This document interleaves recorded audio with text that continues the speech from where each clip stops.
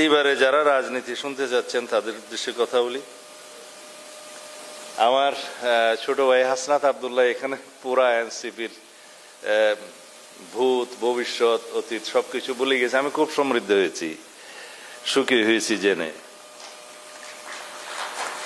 যাই হোক, আমি কোনো উত্তর দিতে চাচ্ছি না, কিছু পরামর্শ দিতে চাচ্ছি যে আমাদের যে গণতান্ত্রিক চর্চা সেটা এগিয়ে নিতে হবে।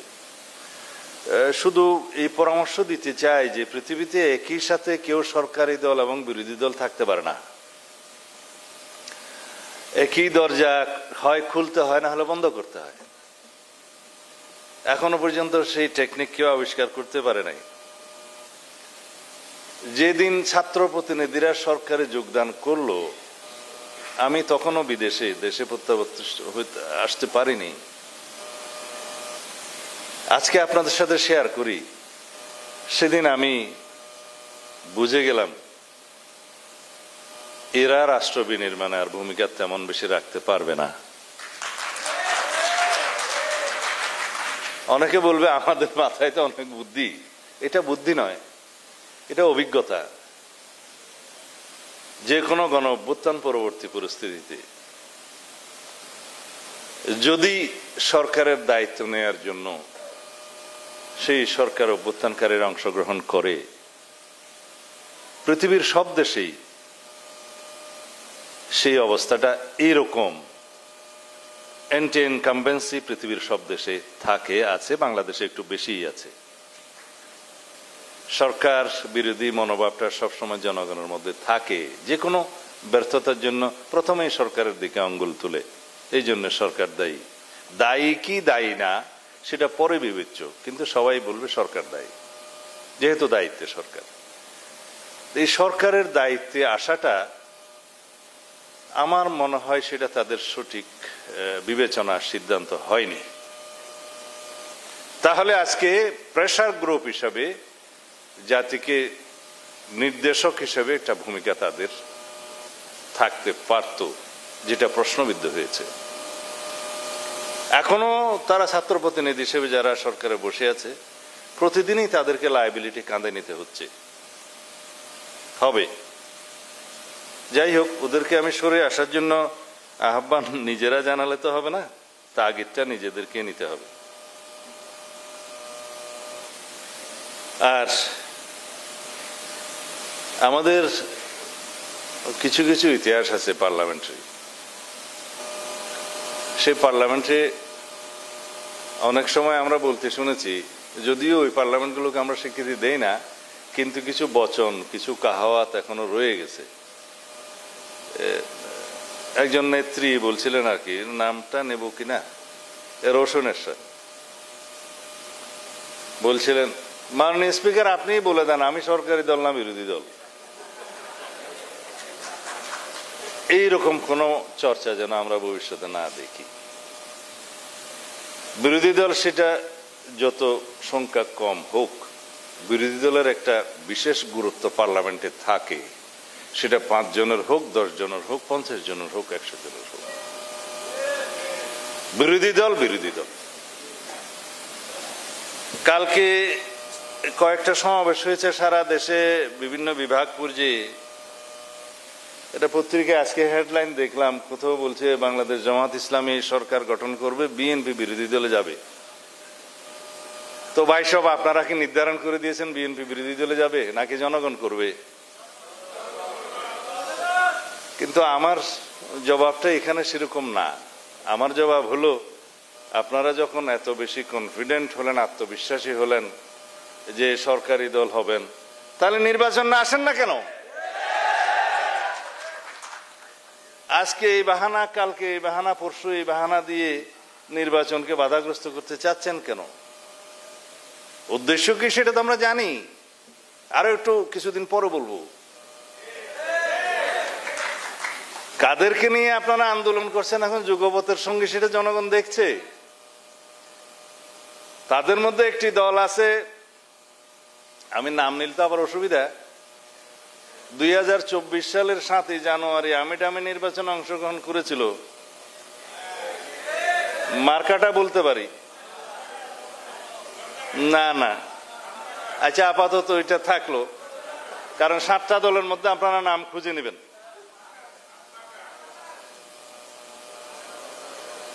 তারা যদি যুগপথের সঙ্গে হলে নিষ্পাপ হয়, তাহলে বাকি যারা 28টা দল দামি দামি নির্বাচনে আওয়ামী লীগের সঙ্গে হয়েছিল, তারা কি মহাপাপী? মানে আপনাদের সাথে সঙ্গী হলে যুগপথের, তাদের কোনো পাপ নাই, এই নীতি সঠিক নয়। আর আপনারা কি বাতাসের কথা বললেন, তো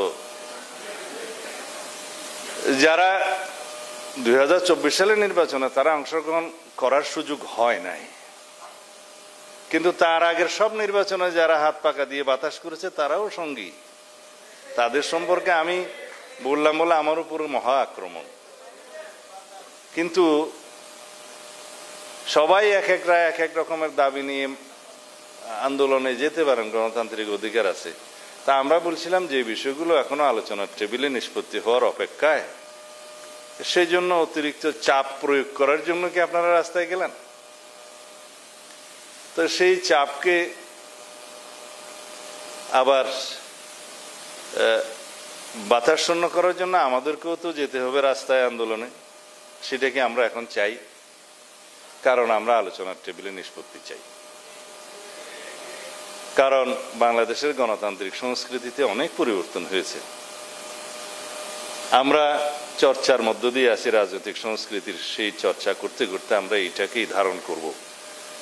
আমরা ঐক্যবদ্ধ থাকবো জাতীয় ইস্যুতে, দেশের স্বার্থে ইস্যুতে, স্বাধীনতা, সার্বভৌমত্ব, গণতন্ত্রের ইস্যুতে, যে কোনো জাতীয় বিষয়ে আমরা ঐক্যবদ্ধ থাকব। কিন্তু গণতান্ত্রিক চর্চায় আমাদের মধ্যে বাহাস হবে, মতভিন্নতা হবে, বহুমত পোষণ করব, কিন্তু সেটার নিষ্পত্তি হবে আলোচনার টেবিলে। আলোচনার টেবিল এবং আন্দোলন দুইটা যদি একই ইস্যুতে হয়, তাহলে এটাও স্ববিরোধিতা। কেউ বলছেন পিআর চাই, ঠিক আছে, পিআর যদি চাইতে হয় সেটা তো ডিসাইড করবে জনগণ।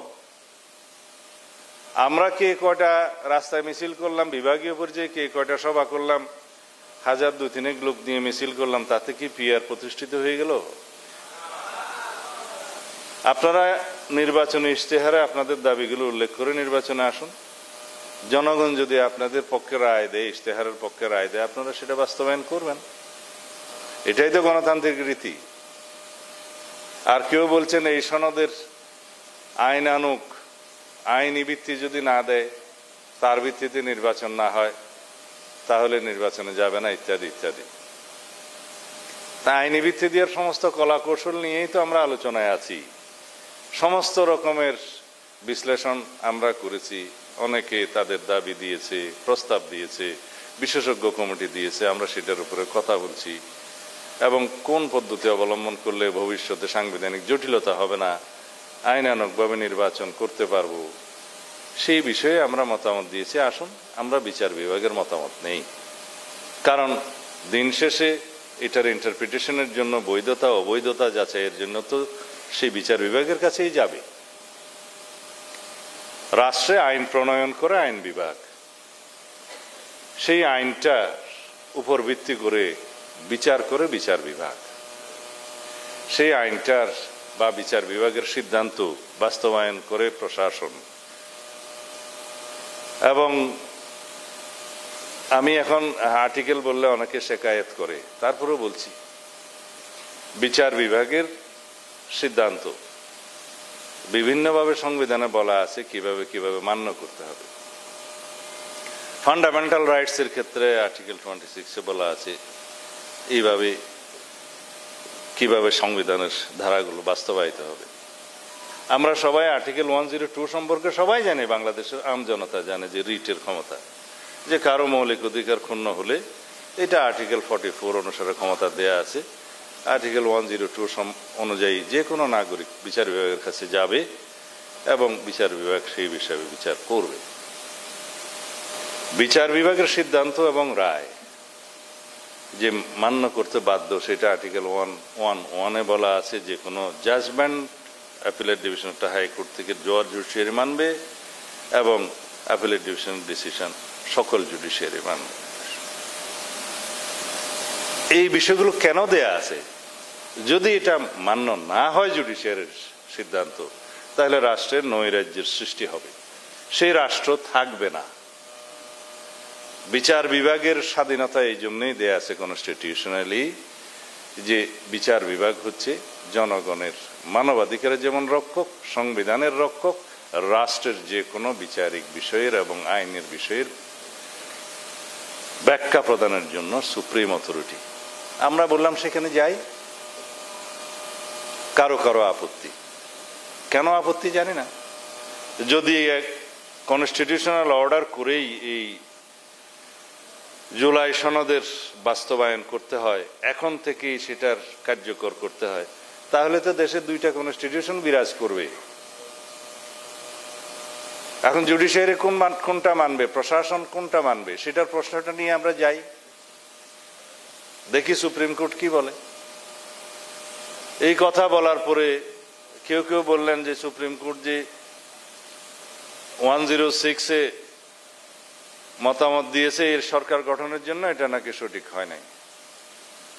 কেউ কেউ বললেন যে এটা প্রধানমন্ত্রীর মতামত ছাড়া যেতে পারে না। তা আমি বললাম যে শেখ হাসিনার মতামতটা নেওয়া হয় নাই বলে কি আমরা দুঃখিত? যে প্রধানমন্ত্রী হিসেবে শেখ হাসিনার মতামতটা নিয়ে রাষ্ট্রপতি তারপরে পাঠাতেন সিগনেচার নিয়ে সুপ্রিম কোর্টে, বললে এই সরকার পুরোপুরি সাংবিধানিকও না, আবার বলছে এটা পুরোপুরি বিপ্লবী সরকারও না, বলছে এটা মাঝামাঝি সরকার। তা আমি বললাম এটা নির্ধারণ হওয়া দরকার। এই বিতর্কটা কেন 1 বছর পরে এসে তারা তুলছে, তার পিছনে একটা উদ্দেশ্য থাকতে পারে। এই নৈরাজ্য সৃষ্টির মধ্য দিয়ে সাংবিধানিক শূন্যতা যদি সৃষ্টি হয়, তাহলে বেনিফিশিয়ারি কে হবে? যে কোনো অসাংবিধানিক শক্তি বেনিফিশিয়ারি হবে পতিত স্বৈরাচার। নিজেদের রাজনৈতিক স্বার্থে আমরা রাষ্ট্রকে সেই জায়গায় নিয়ে যাচ্ছি কেন? এই প্রশ্নগুলো আমি উত্থাপন করেছিলাম। আর রাষ্ট্রপতির রেফারেন্স পাঠানোর এখতিয়ার রাষ্ট্রপতির। আপিলেট ডিভিশন তো কোয়েশ্চেন করেনি যে আপনি প্রধানমন্ত্রীর অনুমতি নিয়েছেন কিনা, পরামর্শ নিয়েছেন কিনা, কারণ পরিস্থিতি সেই রকম, প্রধানমন্ত্রী পালিয়ে গেছে, অবৈধ হলো তো প্রধানমন্ত্রী। তাকে খুঁজে নিয়ে এসে কি আর সেই সাজেশন নিয়ে রাষ্ট্রপতি পাঠানোর অবস্থা ছিল না। সেই জন্যই আপিল বিভাগ সেই প্রশ্ন তুলেনি, কারণ আপিল বিভাগের সেই ক্ষমতাটা আছে। সেই পরিস্থিতিতে 106-এ বলা আছে কোন আইনি প্রশ্ন উত্থাপিত হলে বা হওয়ার সম্ভাবনা থাকলে বা বিষয়টি যদি এমন জরুরি জনগুরুত্বপূর্ণ হয়, তাহলে সেই বিবেচনায় রাষ্ট্রপতি তার কাছে রেফারেন্স পাঠালে সুপ্রিম কোর্টের কাছে, সুপ্রিম কোর্ট সেটা বিবেচনা করে মতামত দিতে পারবে। সেটা ওখানেই বলা আছে। সেই বিবেচনা নিয়ে doctrine of necessity and safety and security of the state and পিপুল, এই 3টা ডক্ট্রিনের ভিত্তিতে সুপ্রিম কোর্ট সবসময় এই পরিস্থিতিগুলোতে জাজমেন্ট বা মতামত দিয়ে থাকে। তাই দিয়েছে। যে প্রশ্নটা অ্যাপিলেট ডিভিশনের উত্থাপন করার কথা, সেই প্রশ্নটা আমরা ঐকমত্য কমিশনে কাউকে তুলতে দেখলাম, যেটা নিষ্পত্তিকৃত, মীমাংসিত। সেটার বিরুদ্ধে এখনো চ্যালেঞ্জ হয়ে জুডিশিয়ারির কাছে যায় নাই, গেলেও সেটার কোনো হার্ড হয় নাই, নিষ্পত্তি হয় নাই।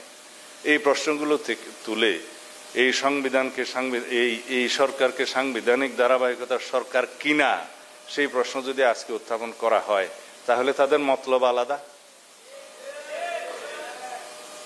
সুতরাং দলীয় স্বার্থের বাইরে যে ঊর্ধ্বে উঠে জাতীয় স্বার্থে আমরা কথা বলি। আমরা বলেছি আপনাদের প্রস্তাব আছে কনস্টিটিউশন অর্ডার করে এটা এখনই বাস্তবায়ন করা যায় কিনা, সেই প্রশ্নে আমরা বলি যে চলুন সুপ্রিম কোর্টের কাছে যাই, মতামতটা নিয়ে আসি। যাবে না। উদ্দেশ্য কি? আমরা বলেছি আপনারা গণভোটের প্রস্তাব করেছেন, সেই বিশেষজ্ঞদের মতামতের মধ্যেই আছে যেদিন পার্লামেন্ট নির্বাচন হবে আলাদা একটা ব্যালটে গণভোটের কথা বলা আছে। কি বিষয়ে? এই জুলাই সনদ বাস্তবায়নের পক্ষে অথবা বিপক্ষে জনগণ কি বলে। আমরা ভালো প্রস্তাব, এটা নিয়ে আলোচনা করা যায়, সেই গণভোট। কিন্তু ওই গণভোট হলে জনগণ পক্ষে মতামত দিলে সংবিধানের সেই জুলাই সনদে অন্তর্ভুক্ত সাংবিধানিক বিষয়গুলো তো আবার পরিবর্তন করতে হবে। সংসদে সেই পরিবর্তনটা করার পরে, যেহেতু সেখানে ইটারনিটি ক্লজ আছে, এই বাংলাটা হবে যে আর্টিকেলগুলো সম্পর্কে বলা আছে যে এগুলো শুধুমাত্র পার্লামেন্টে পাশ হলেই হবে না, রাষ্ট্রপতি সিগনেচারের আগে সেটা আবার জনগণের কাছে যেতে হবে গণভোটের জন্য আর্টিকেল 142 অনুসারে। সেই বিষয়গুলো ওখানে থাকবে, বিদায় আবার একটা গণভোট দিতে হবে, মানে এই জাতি ভোটের মধ্যেই থাকবে, কিন্তু ওই গণভোটটা আমাদের করতেই হবে। বিকজ সংবিধানের সেই পরিবর্তনগুলো শুধুমাত্র সংসদে হলেই হবে না, সেটা গণভোটের মাধ্যমে জনগণের জায়েজ করতে হবে, লেজিটিমেসি নিতে হবে। আমরা সেই কথাগুলো বলেছি, এগুলো তো সবকিছুই সমাধানের রাস্তা, কিন্তু কোন কোন দল কোন কোন দাবি করতেই পারে, সেটা জাতির উপরে জবরদস্তি আরোপ করা সঠিক নয়। এখন এনসিপি দাবি করছে গণপরিষদ এবং জাতীয় সংসদের নির্বাচন একই সাথে হওয়াই, তো সেই বিষয়টা আলোচনার টেবিলে আছে, ওখানেই আলোচনা হতে পারে। যদি সবাই মিলে সম্মত হয়, যদি ঐক্যমত্য পোষণ হয় সেটা হবে, যদি ঐক্যমত্য পোষণ না হয় তাহলে যেভাবে প্রচলিত বিধি বিধান সবাই সম্মত হবে সেভাবেই হবে। এখানে যেন আমরা পরস্পর জবরদস্তি না করি। যে পরিবর্তনগুলো আমরা সামনের দিনে আনতে চাচ্ছি সেটা রাতারাতি হবে না, সেটার জন্য সময় দরকার, পর্যায়ক্রমে এভাবে যাওয়া দরকার। একটা গণতন্ত্রবিহীন অবস্থা থেকে আমরা যে জায়গায় আসতে পেরেছি, ইনশাআল্লাহ এই গণতান্ত্রিক সংস্কৃতির চর্চার মধ্য দিয়ে আমরা একটা শক্তিশালী গণতান্ত্রিক রাষ্ট্র বিনির্মাণ করতে পারবো, আমরা শহীদের প্রত্যাশা পূরণ করতে পারবো, আমরা জনপ্রত্যাশা পূরণ করতে পারবো, আমাদের যে আকাঙ্ক্ষা আছে একটা বৈষম্যহীন সাম্যভিত্তিক ন্যায় বিচার ভিত্তিক রাষ্ট্র প্রতিষ্ঠার, সেই আকাঙ্ক্ষা আমরা পূরণ করতে পারবো। সেজন্য আমি সকল রাজনৈতিক দল এবং দেশবাসীকে আহ্বান জানাবো, আসুন আমরা আর কোনো সংকটের সৃষ্টি না করি, আসুন আমরা সবাই ঐক্যবদ্ধ থাকি, আমাদের ফেসিবাদ বিরোধী যে জাতীয় ঐক্য গঠিত হয়েছে সেটাকে আমরা সমুন্নত রাখি এবং এটাকে শক্তিতে পরিণত করে ইনশাআল্লাহ আমরা গণতান্ত্রিক চর্চাকে অব্যাহত রাখতে পারবো এবং গণতান্ত্রিক রাষ্ট্র বিনির্মাণ করতে পারবো। তাহলেই আমরা সফল কাম হব একটা শক্তিশালী অর্থনৈতিক সমৃদ্ধি সম্পন্ন একটি গণতান্ত্রিক রাষ্ট্র বিনির্মাণের এবং আমাদের সকল শহীদের স্বপ্ন পূরণের। ধন্যবাদ সবাইকে। আসসালামু আলাইকুম।